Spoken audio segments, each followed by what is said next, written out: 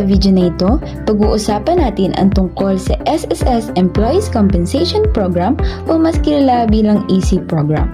Alamin natin kung ano-ano ang mga benepisyo nito at paano makakatulong ito sa mga empleyado kapag nagkaroon ng aksidente, sakit o iba pang work-related na problema.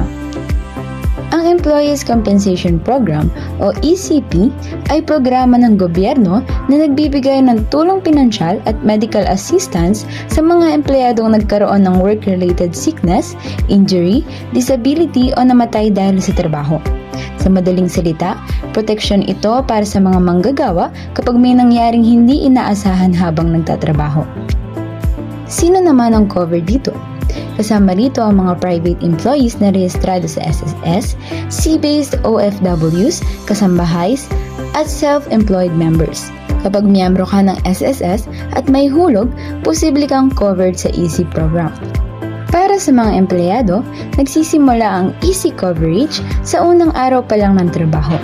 Samantalang, para naman sa self-employed members, magsisimula ito kapag nakapagbayad na ng unang contribution. Ang employer ang nagbabayad ng EC contribution para sa empleyado. Hindi ito kinakalta sa sweldo ng empleyado. Kaya mahalagang siguraduhin na updated at nahuhulugan ng inyong SSS contributions.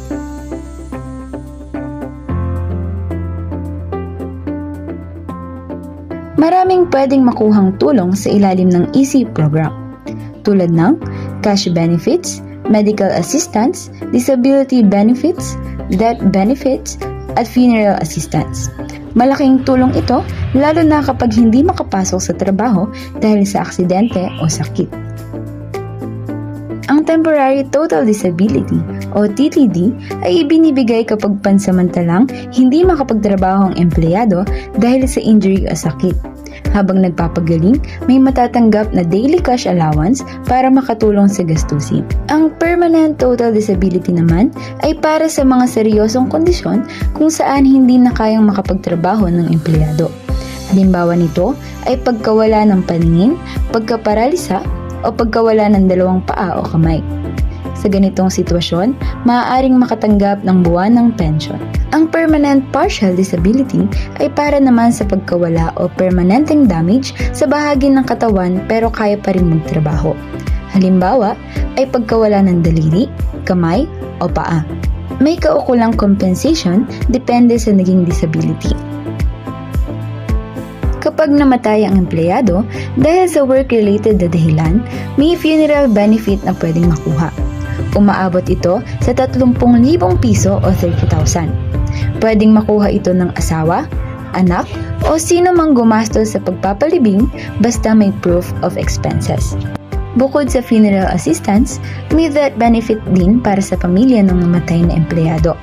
Ang mga qualified beneficiaries ay maaaring makatanggap ng buwanang pensyon at additional support para sa mga anak na minor de edad. Para ma-approve ang EC claim, kailangan mapatunayan na work-related ang sakit, injury o pagkamatay.